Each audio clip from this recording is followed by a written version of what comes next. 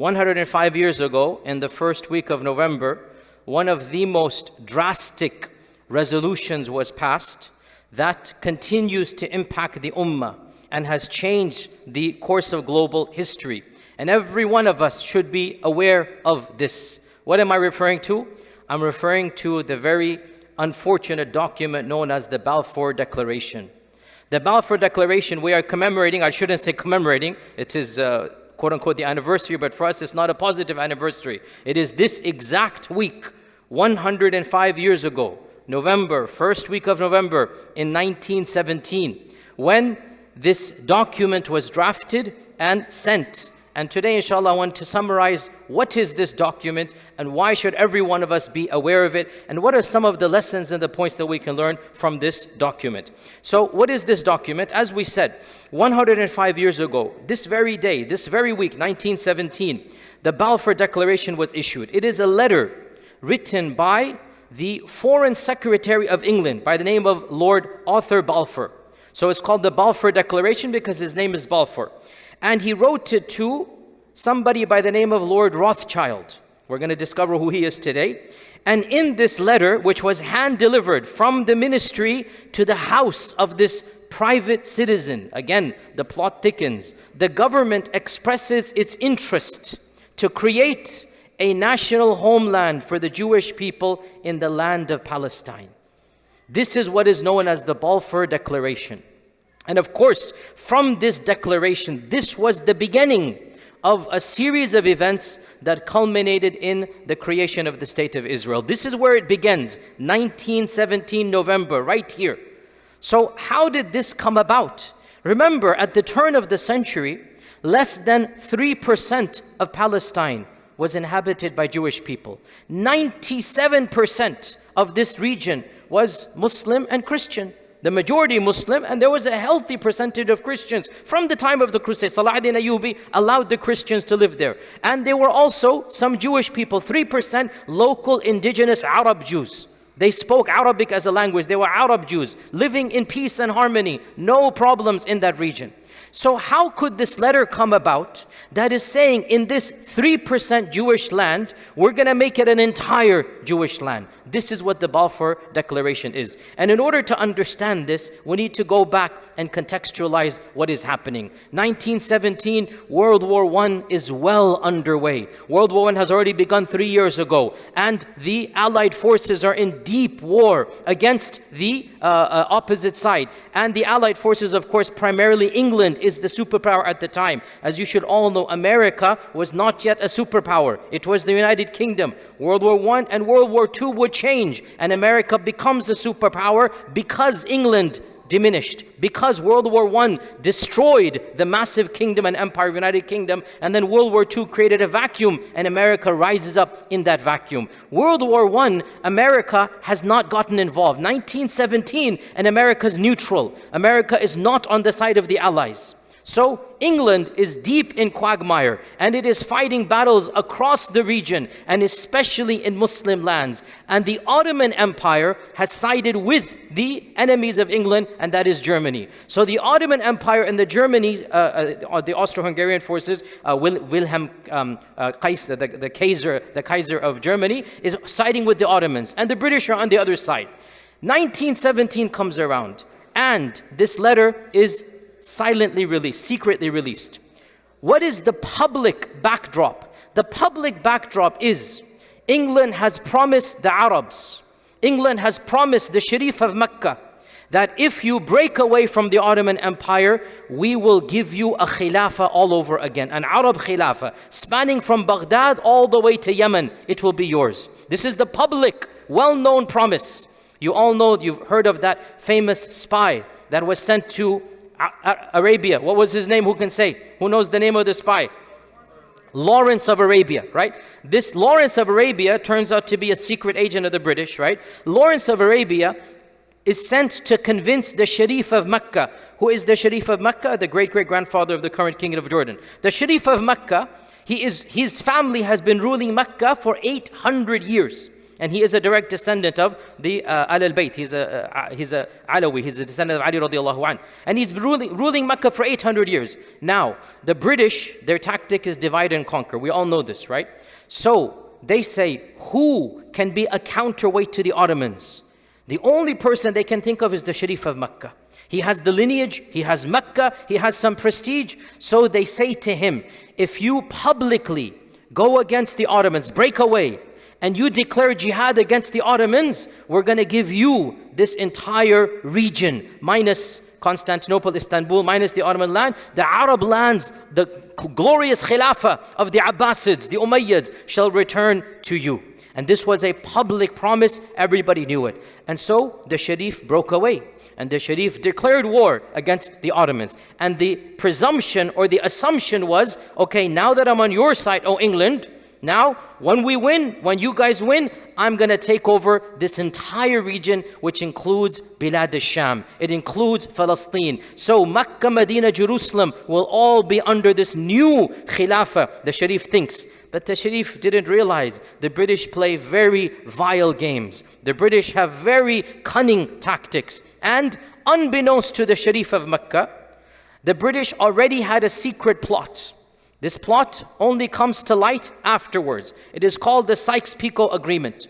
The Sykes-Picot Agreement is a secret plot between Russia. Russia at the time was on the side of the Allied forces. You have to understand, Russia, World War II switches. In World War I, it's on the side of England. Russia, England, and France, all three agree that once we win over the Ottoman Empire, we're going to carve the Middle East, and each one of us is going to get a share of the prize. So the Arabs have been lied to, and they didn't know this. Now, these two documents, one public, one private, now a third one private comes. Triple crossing. The British double crossed the French and the Russians as well. Literally, this was their tactic.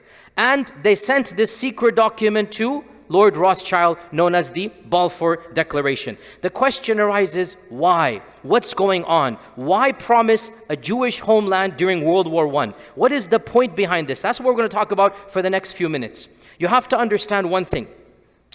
The notion of a Jewish homeland was something very recent.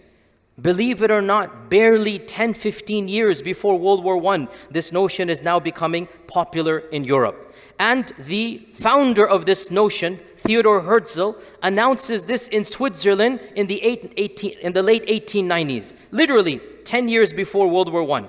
1890s, a conference is convened. It is called the Global Zionist Confederation. And the notion of creating a Jewish state is launched. Unbelievably, the bulk of Jewish people in the world rejected it. It sounds weird to us, but I'm not making this up. Look it up. 99% of the Jewish people around the world shrugged their shoulders and didn't care. They literally said, what are you doing? We're comfortable. American Jewish people in particular did not sign up to the Zionist program. Only a few very secular-minded politicians and wealthy people of Europe, they had this notion. They tried to lobby and it fell flat. Nothing happened. Herzl dies, and the second in charge, his name is Chaim Weizmann. Chaim Weizmann takes charge. Chaim Weizmann is a chemist. He moves to England. He becomes a professor of chemistry in Manchester. And he patents certain products. Long story short, is it the production of acetone, I think it is, which is needed in bombs. And so World War I happens. His patents become popular. He becomes multi-billionaire. He becomes filthy rich because he has invented a procedure to invent bombs, basically, making it simplistic. So he becomes extremely wealthy. With that wealth, he develops ties with the British government. Wealth changes everything. Wealth changes everything. And he becomes friends with the prime minister at the time. Who was the prime minister? In 1905, Lord Balfour was the prime minister. A lot of people don't know this. The one who's going to become the foreign secretary in 1917, 10 years before this, he's actually the prime minister of England. A lot of people don't know this, right? He was prime minister for 2.5 years, then he resigned and he remained a minister. He resigned from being a prime minister, he remained a minister, and then he became foreign secretary. But he was prime minister. When he was prime minister, this guy, Chaim Weizmann, becomes friends with him. pitches to him the idea of Zionism, and Lord Balfour signs on. He becomes a Christian Zionist, one of the first of Christian Zionists. But it's 1905. Nothing can happen. He likes the idea, but he doesn't do anything. World War I happens, and now the opportunity presents itself. So Wiseman goes to Balfour and says, hey, if you promise a homeland, this is going to aid you guys in World War I. It will help you guys in your efforts in this great war. And so Lord Balfour decides to start the engineering behind the scenes. And he goes to the War Cabinet, and he then issues this Balfour Declaration. What is especially important for us to make note of, this was not debated in British Parliament. The Parliament did not come together and talk about the Balfour Declaration. Why? Because it was a time of war. And during times of war, what happens? The government seizes power. Even after 9/11, what happened? Bush said, executive authority, give me all your power. That's what happens. People panic in war. In war, people forget about democracy. In war, people forget about voting and whatnot. They just want to get things done. So because it was war, this issue was not debated in Parliament. Rather, a small group of ministers on the aptly called War Committee. The War Committee, 5 people. And amongst them is Lord Balfour. Again, Balfour used to be Prime Minister. Even though he's now the Foreign Secretary, his power is a lot. Imagine he used to be Prime Minister. Imagine his connections. Imagine his clout. So Lord Balfour makes sure this War Cabinet issues this agenda, this Balfour Declaration. The British government, the British Secretariat did not debate this issue. It was not put up to a vote. It was done by the War Committee, because it was 1917, a time of war. Now, why send it to this person called Rothschild, who is a private citizen, to get this memoir from the government? Isn't it strange that the government is releasing a document and sending it to a private citizen to tell them, hey, Mr. Private Citizen, we're going to create, a land for the Jewish people? Well, who is this Rothschild? The Rothschild family, and again, it's difficult to talk about this because automatically, whenever you say these types of things, people say, oh, you're being anti-Semitic or something. No, this is not anti-Semitic. This is a factual statement. The Rothschild family is the richest family in human existence right now, and it has been for the last 200 years. The Rothschild family is worth $500 billion. I repeat, $500 billion. It is an elite dynasty. Now, here's where the conspiracy theories come. I'm not saying they're a cabal. I'm not saying they're Illuminati. It's a factual statement. They're an extremely wealthy family that date back to the 1700s. Their ancestors, they are Jewish Europeans. Their ancestors were of the first people to open up an investment bank, and they have their branches in Switzerland, in England, in every European country. And to this day, the Rothschild family is well known. Go Google it. Read up their Wikipedia page. It's not a conspiracy theory. The Rothschilds are the most wealthy family in the world. Why haven't many of you heard of them?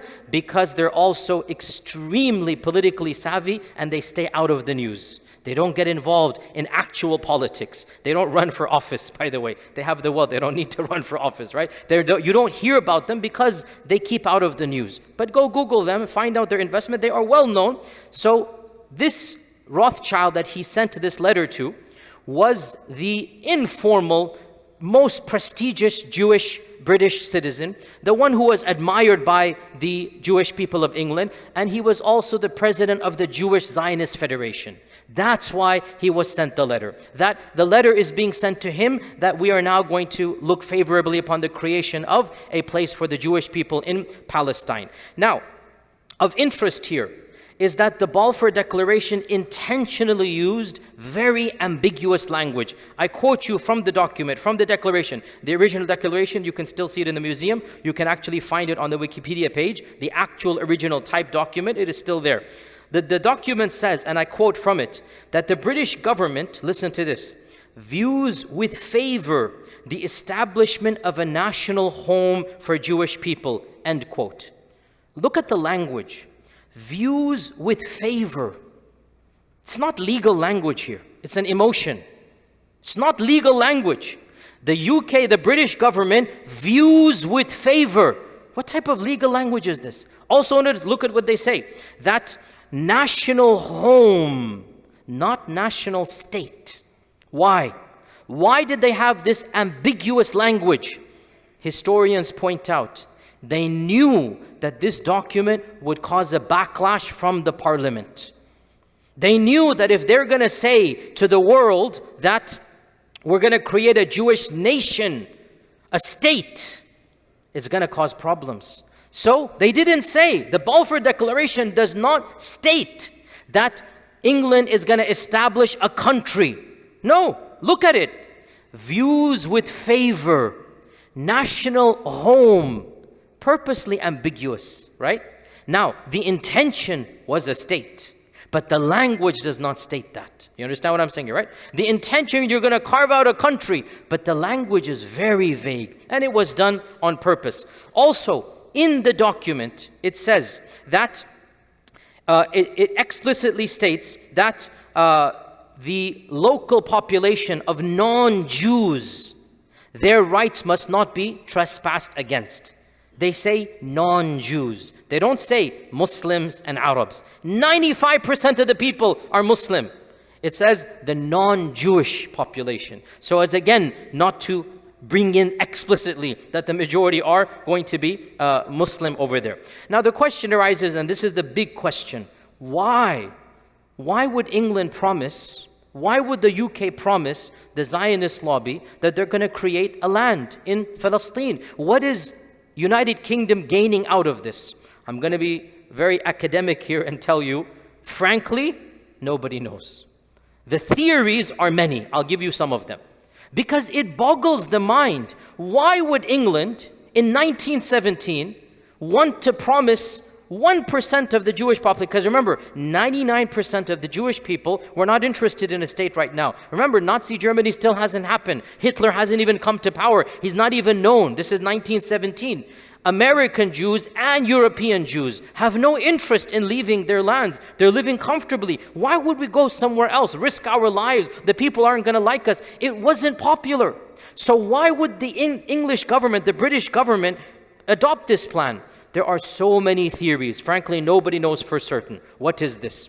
Of these theories is that they felt, the British government felt, that they would get the global support of the Jewish diaspora, and that the American Jews, the British Jews, would then support the efforts of World War I, and people like Chaim Weizmann, who was very wealthy, like Lord Rothschild, who was a multi-billionaire, that their finances and their patents would help World War I. That is a theory, and it makes sense. At the same time, one could point out that these are few individuals, and the bulk of world Jewish people are not interested in Zionism. So one can say that this didn't seem like a wise move. Others have pointed out that during this time frame, if you know your history, the czars of Russia were overthrown, the Bolsheviks come to power. And many of the key Bolsheviks were actually of a Jewish background. So another theory, England wanted to appease the Russians by this. They're worried about this new power. They're not sure, will the Bolsheviks side with them or against them? So this is a theory. Allah knows best.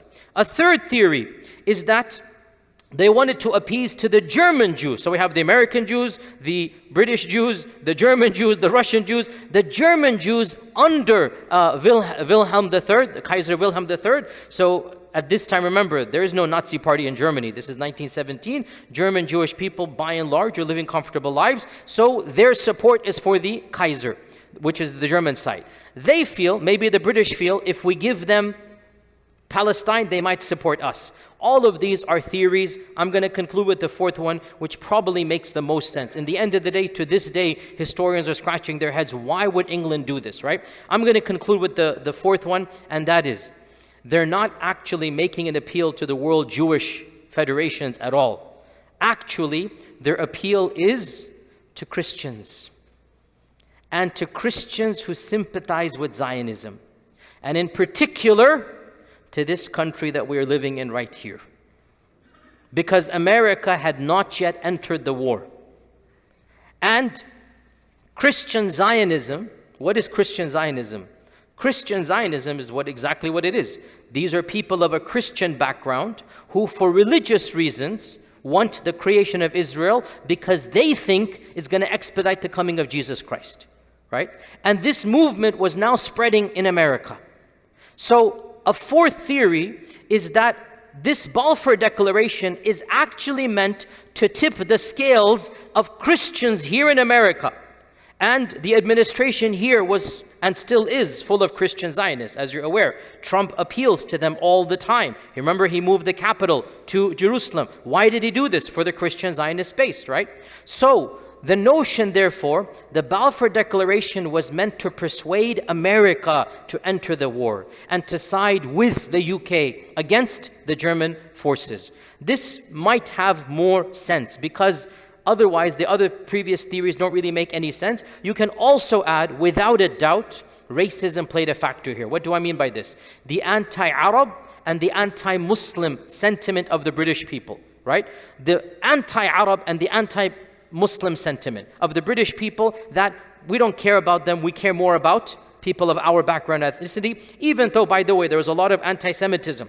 But between anti-Semitism and anti-Muslim, they will prefer, the Semites over the Arabs, even though Arabs are Semites. But you get my point here, right?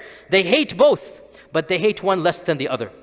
And because of this, they're going to side with the Zionist population over the Arab population. To conclude all of this, ironically, whatever the motivations of England, none of them were fulfilled. There was no support from the German Jews, the European Jews, the American, even they did not join the war because of the Balfour Declaration. The Americans joined for another reason because of the Lusitania being sunk and whatnot. That was a whole different reason altogether. So the British did not gain anything by the Balfour Declaration. On the contrary, it created a set of problems that we are dealing with to this day. Because of the Balfour Declaration, more and more people were allowed to immigrate to Palestine. And they were immigrating so fast that even England had to stop the quota and say no more immigration. And when England said no more immigration, the Jewish people of Palestine became terrorists, well known, and they started killing British soldiers. And they engineered a very massive bombing in the King David Hotel, infamous bombing. Over 100 people were killed. Most of them were British. The person who led this bombing, Menachem Begin, eventually becomes the Prime Minister of Israel. The irony of ironies, right? So the Jewish people, or I should say the Zionist people, start fighting the British. The British decide to leave, and they hand over Palestine to the League of Nations and say, we have nothing to do with it, you guys decide. And the League of Nations in 1947, 1948, they vote and they say, khalas, we're going to create Israel. And because the Muslim world at the time and the Arab world did not have the type of political connections and the clout and the wherewithal to negotiate and to argue. They're still new to the world of global politics. They didn't have a statesman. They didn't have a land in a country. They didn't have representation. And the Zionist Federation did. The League of Nations voted in the State of Israel, and the rest, as they say, is history. Now, I have been saying for many weeks and months and years over here how negative politics is, and that doesn't change. It's not for righteous people. Good people, frankly, are corrupted by politics. Still, the world needs politics. Whether I don't like it or not, politics is needed. People have to run the country. People have to run the world. And politicians accomplish what clerics and philosophers do not accomplish. Because Chaim Weizmann was lobbying persistently, because the idea was planted in Balfour's head, because they had the clout and the wherewithal and the money, because they had the influence, these political activists managed to get the Balfour Declaration passed. And because the Balfour Declaration was passed, the rest, as they say, is history. Politicians are not people, generally speaking, that have good piety and taqwa, but those that are good amongst them accomplish much good, and those that are evil accomplish much evil.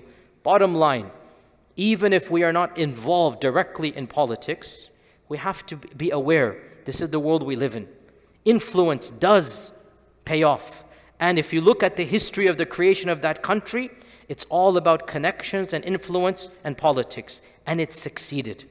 It's not some cabal, it's not some Illuminati. It was lobbying, it was money, it was a strategy and plan, and it paid off.